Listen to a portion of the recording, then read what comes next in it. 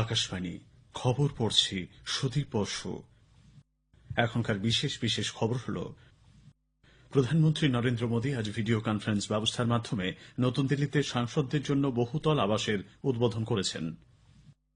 দেশে কোভিড-19 থেকে সুস্থতার হার 93.68% হয়েছে। উত্তরপ্রদেশে বিশ্ববিদ্যালয় ও ডিগ্রি কলেজগুলি আজ থেকে খুলে যাচ্ছে।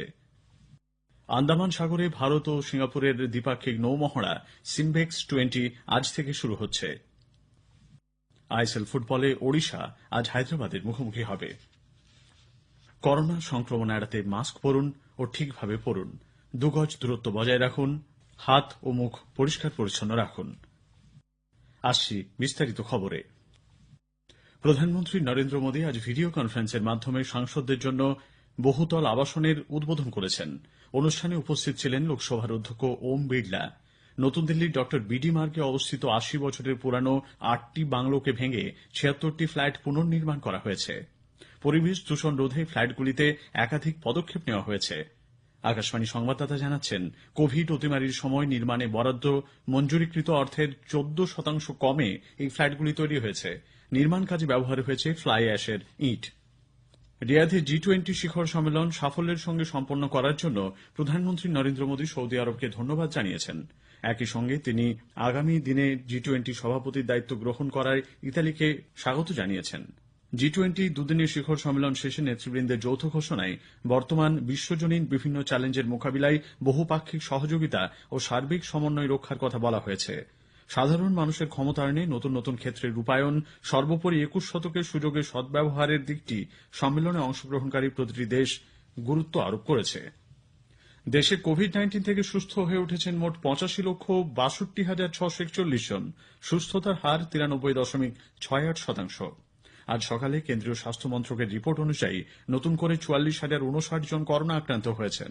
মোট আক্রান্তের সংখ্যা 91,39,866। বর্তমানে 4,43,486 জন চিকিৎসাধীন। একদিনে 511 জনের মৃত্যু হওয়ায় মোট মৃতের সংখ্যা বেড়ে হয়েছে 1,33,738। উত্তরাখণ্ডের রাজ্যপাল বেবি রানী মৌর্যের করোনা পজিটিভ রিপোর্ট এসেছে। গতকাল টুইট করে নিজেই একথা জানিয়েছেন তিনি। কেন্দ্রীয় স্বাস্থ্যমন্ত্রী ডক্টর হর্ষবর্ধন বলেছেন, করোনা প্রতিষেধক খুব শীঘ্রই বাজারে চলে আসবে এবং আগামী কয়েক মাসের মধ্যে আক্রান্তের সংখ্যা উল্লেখযোগ্যভাবে কমতে শুরু করবে। গতকাল ভিডিও কনফারেন্সিং ব্যবস্থার মাধ্যমে বস্টনের centre for health and human ডেভেলপমেন্টের ভাষণে তিনি সামনের সারিতে কাজ করা চিকিৎসক ও নার্স সহ সমস্ত স্বাস্থ্যকর্মীদের কুর্নিশ জানিয়ে কোভিড মোকাবিলায় ভারতের পন্থা পদ্ধতির কথা বিস্তারিত আলোচনা করেন। তিনি বলেন, আধুনিক চিকিৎসা বিজ্ঞানে অ্যান্টিবায়োটিক থেকে শুরু করে জরুরি পরিষেবা, অস্ত্রোপচার, প্রতিষেধক এবং টিকার ব্যাপারে ভারত প্রভূত উন্নতি করেছে। সম্প্রতি টেলিমেডিসিনের মাধ্যমেও দেশে চিকিৎসা চলছে বলে তিনি উল্লেখ করেন। পশ্চিমবঙ্গে করোনা সংক্রমণ থেকে সুস্থতার হার আরও কিছুটা বেড়ে 92.72% পৌঁছেছে। অন্যদিকে গত 24 ঘণ্টায় নতুন করে 3,591 জন করোনা সংক্রমিত হয়। এখনো পর্যন্ত মোট 4,56,361 জন এই ভাইরাসে সংক্রমিত হলেন। তার মধ্যে 4,23,129 জন সুস্থ হয়েছেন। গত 24 ঘণ্টায় 3,726 জন করোনা সংক্রমণ মুক্ত হয়েছেন বলে স্বাস্থ্য দপ্তরের প্রকাশিত গতকালের বুলেটিনে উল্লেখ করা হয়েছে। এই সময় আরও 49 জন করোনা আক্রান্তের মৃত্যু হওয়ায় মোট মৃতের সংখ্যা বেড়ে হয়েছে 8,025।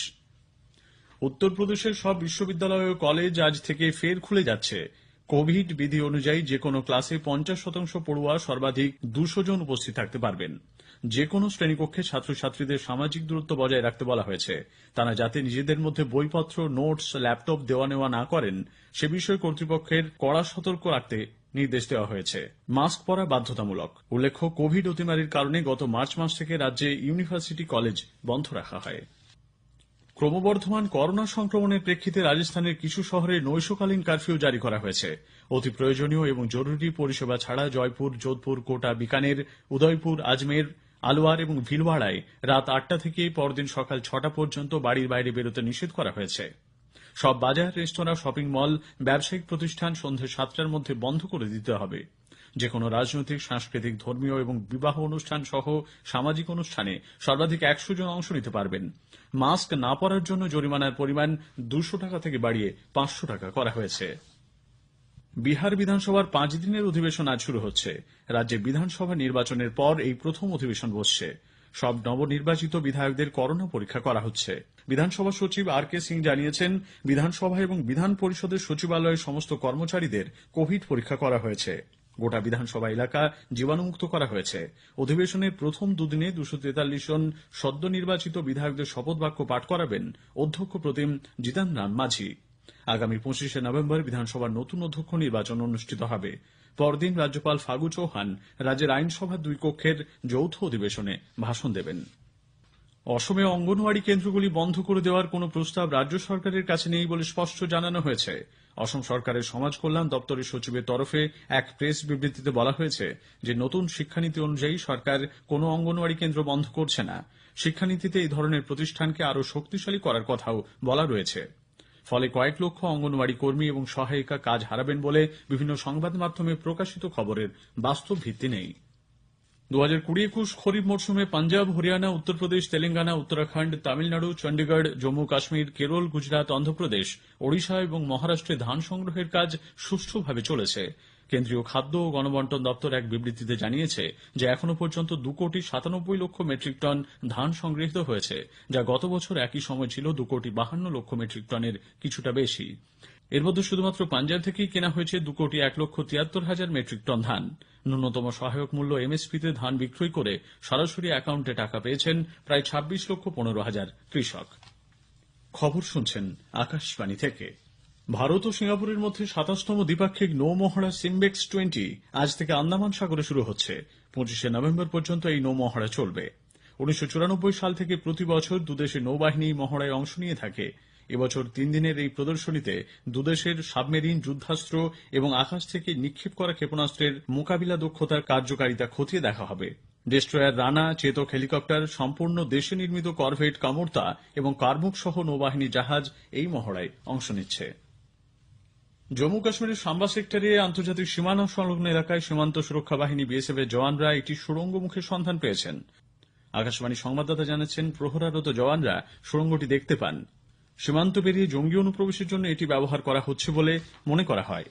প্রাথমিকভাবে সন্দেহ, গত বৃহস্পতিবারের সেনা অভিযানে নিহত 4 জৈশ ই মোহাম্মদ জঙ্গি এই সুড়ঙ্গের মাধ্যমে পাকিস্তান থেকে এদেশে প্রবেশ করেছিল।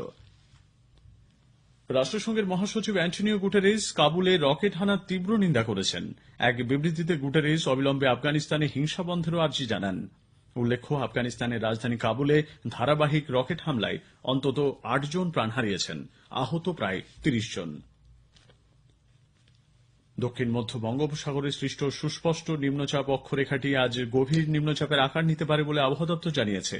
পরবর্তী 24 ঘণ্টায় সামুদ্রিক ঘূর্ণিঝড়ে রূপান্তরিত হয়ে পুদুচেরির কাড়াইকল এবং উত্তর তামিলনাড়ুর মামাল্লাপুরমের মাঝে সেটি স্থলভূমিতে আছড়ে পড়তে পারে বলে মনে করা হচ্ছে।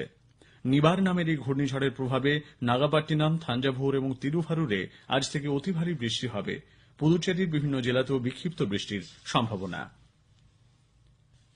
মার্কিন রাষ্ট্রপতি পদে নির্বাচিত জো বাইডেন ভারতীয় বংশোদ্ভূত মালা আদিগাকে তাঁর স্ত্রী জিল বাইডেনের উপদেষ্টা নিয়োগ করেছেন।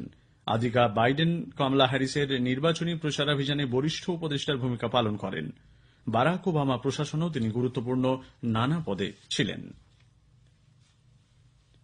মার্কিন রাষ্ট্রপতি ডোনাল্ড ট্রাম্প বলেছেন, প্যারিস জলবায়ু চুক্তি আমেরিকার অর্থনীতিকে ধ্বংস করার জন্যই তৈরি করা হয়েছিল। মার্কিনদের রক্ষা করার উদ্দেশ্যে তিনি প্যারিস জলবায়ু চুক্তি থেকে বেরিয়ে আসার সিদ্ধান্ত নিয়েছিলেন বলে G20 শিখর সম্মেলনের ভাষণে তিনি উল্লেখ করেন। গোয়ার ফতোরদা স্টেডিয়ামে গতকাল আইএসএল ফুটবলে এফসি গোয়া এবং বেঙ্গালুরু এফসির ম্যাচটি অমীমাংসিতভাবে শেষ হয়েছে।